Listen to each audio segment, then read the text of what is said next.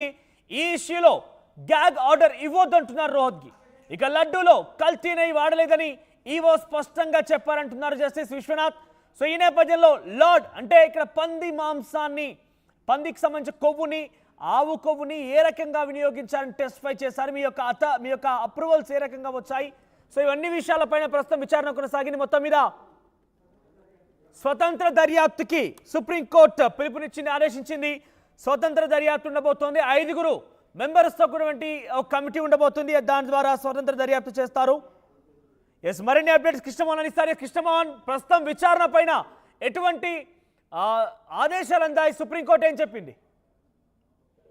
మనోజ్, మొత్తం మీద అయితే మొదట కొంత సిట్టు విచారణ మీద కేంద్ర స్థాయి ఉన్న ఇప్పుడు సిట్కి ఉంటే సరిపోతుందన్నారు. కానీ సుప్రీంకోర్టు జడ్జి గవాయి ఇచ్చిన స్టేట్మెంట్ లో ఇండిపెండెంట్ సిట్ ఏర్పాటు చేయాలనేది, స్వతంత్ర దర్యాప్తు సంస్థను ఏర్పాటు చేయాలనేది కేంద్రం స్పష్టంగా ఈరోజు ఆదేశాలు ఇచ్చింది. దీంట్లో 2 సిబిఐ నుంచి ఉంటారు, 2 ఫ్రమ్ స్టేట్ గవర్నమెంట్ నుంచి ఉంటారు, అలాగే ఒకరు FSSAI నుంచి ఉంటారు. ఇది ఇంకా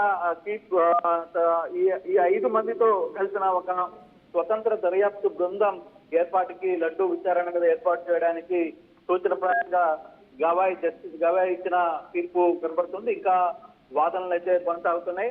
మొదటి నుంచి దీంట్లో అంటే సోలిటర్ జనరల్ ఏదైతే సూచించారో సిట్టును కొనసాగిస్తూనే ప్రభుత్వం ఒక మానిటరింగ్ ఆఫీసర్ని పెడితే బాగుంటుందన్న దాని మీద వెంటనే అక్కడున్న సిజే గవాయ్ కేంద్ర స్థాయి దర్యాప్తు సంస్థ అయినా కూడా తమకు పర్వాలేదు అనేది ముఖ్యమంత్రి మాట్లాడారు. కాబట్టి సో ఈ విధంగా స్వతంత్ర దర్యాప్తు కావాలనేది అక్కడున్న సుబ్బారెడ్డికి సంబంధించిన లాయర్ కపిల్ సిబాల్ కావచ్చు, ఇతర జడ్జి లాయర్లు కూడా ఇదే కోరడంతో ఆల్మోస్ట్ స్వతంత్ర దర్యాప్తుకి సంబంధించిన వ్యవహారంలో ఇది భక్తులకు సంబంధించిన పైతికి సంబంధించిన వ్యవహారం, డివోటీకి సంబంధించిన పైతికి సంబంధించిన వ్యవహారం కాబట్టి ఖచ్చితంగా ఇండిపెండెంట్ సిట్ ఒకటి వేస్తేనే బాగుంటుంది అనేది చాలా క్లియర్ గా సుప్రీంకోర్టు చెప్తున్నట్టుగా మనకు అర్థమవుతుంది. దీంట్లో 2 సిబిఐ అధికారులు ఉంటారు, అలాగే 2 స్టేట్ గవర్నమెంట్ నుంచి కూడా ఉంటారు, మరొకరు ఫ్రమ్ FSSAI నుంచి ఒక వ్యక్తి ఉంటారు. ఇది వ్యవహారం. ఈ 5 మందితో కలిసిన బృందం చేత ఈ వ్యవహారంగాని నడిపితే బాగుంటుందనేది సుప్రీంకోర్టు ఒక విచారణ ఒక లైన్కి వచ్చినట్టుగా మనకు అర్థమవుతుంది. ఇంకా వాదనలు అయితే కొనసాగుతున్నాయి. కానీ ఏదైతే సిట్నే కొనసాగించాలి అని పొలిటికల్ సాలిటర్ జనరేటర్ చూపించిన సూచన మాత్రం కేంద్రం పక్కన పెట్టింది. దీంట్లో దాదాపుగా 5 మందికి సంబంధించిన ఒక బృందాన్ని ఏర్పాటు చేయడానికి సిద్ధం చేసినట్టుగా చాలా స్పష్టంగా అర్థమవుతుంది. దీంట్లో 2 సిబిఐ అధికారులకు సంబంధించిన వ్యవహారం కావచ్చు, అలాగే 2 స్టేట్ గవర్నమెంట్ కి సంబంధించి మరో ఒకరు FSSAI నుంచి వచ్చిన నేపథ్యంలో సో ఈ 5 మందికి సంబంధించి సిబిఐని కూడా ఎందుకు పర్యవేక్షించకూడదు అని కూడా సుప్రీంకోర్టు మాట్లాడిన పరిస్థితుల్లో ఈ కేసుని సుప్రీంకోర్టు కల్తీ నెయ్యికి సంబంధించిన కేసుని సిబిఐకి ఇవ్వాలనే సుప్రీంకోర్టు దాదాపుగా ఒక అంశానికి వచ్చింది. ఈ అంశం మీద పొలిటికల్ డ్రామా జరగకూడదు అనేది సుప్రీంకోర్టు చాలా క్లియర్ గా వ్యాఖ్యానించిన పరిస్థితి.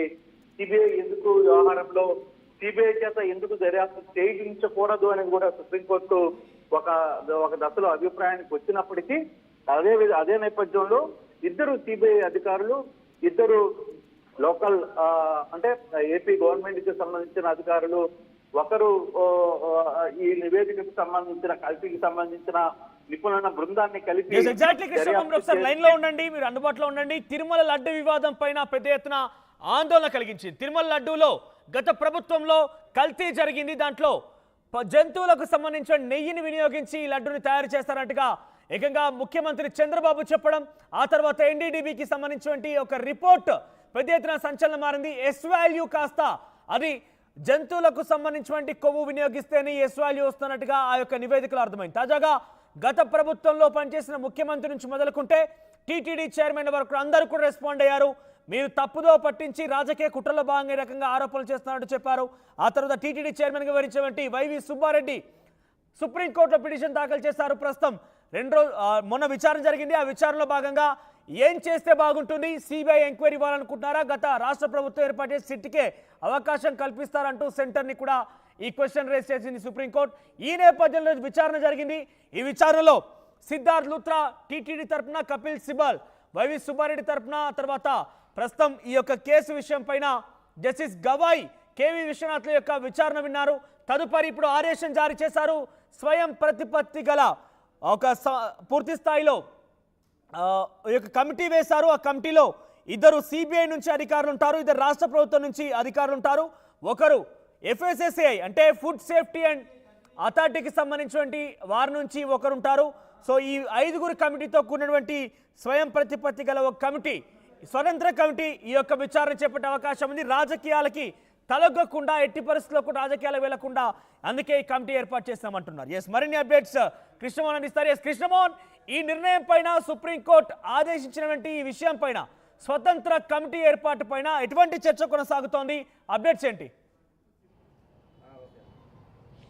డెఫినెట్గా ఈ వ్యవహారంలో కానీ ఒకసారి చూసుకుంటే మనం చాలా క్లారిటీగా సుప్రీంకోర్టు అయితే వ్యవహారంలో, అంటే ఇది భక్తుల మనోభావాలకు సంబంధించిన వ్యవహారం, దీంట్లో ఎటువంటి పొలిటికల్ డ్రామాలు ఇక్కడ జరగడానికి లేదు అని